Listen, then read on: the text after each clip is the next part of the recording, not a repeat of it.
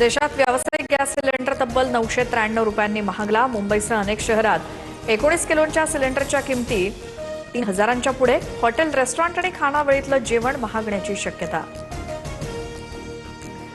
कच्च्या तेलाचे भाव वाढल्यामुळे भारतीय रुपयात मोठी घसरण। अमेरिकन डॉलरच्या तुलनेत रुपया 95.34च्या नीचांकीवर। जीवनावश्यक वस्तूंच्या किमती वाढण्याची शक्यता।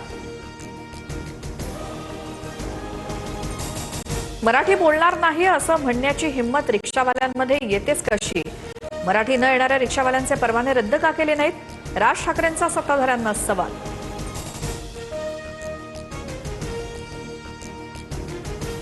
स्वभाषेचा अभिमान असलाच पाहिजे। महाराष्ट्रात राहणाऱ्यांनी मराठी शिकलीच पाहिजे, मात्र भाषेच्या नावावर हिंसा मान्य नाही। मुख्यमंत्री फडणवीसांची भूमिका।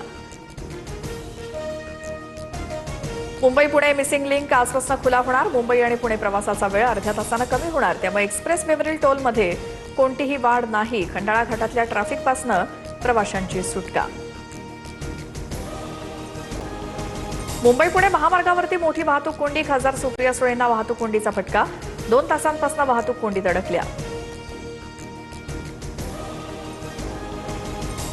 अमरावतीत लग्नपत्रिकेवरती टिपू सुलतानचा प्रेरणास्थान असा उल्लेख। टिपू सुलतानचा पत्रिकेवरती महाराजांचाही उल्लेख। लग्नपत्रिकेचा फोटो व्हायरल, नवा वाद पेटण्याची शक्यता।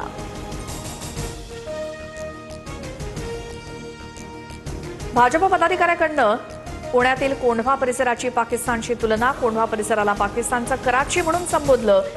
सोशल मीडियावरती व्हिडिओ व्हायरल। कोंढवा पोलिसात गुन्हा दाखल।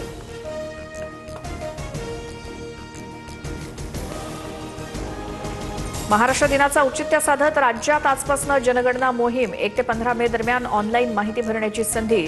2 टप्प्यात जनगणना मोहीम राबवली जाणार।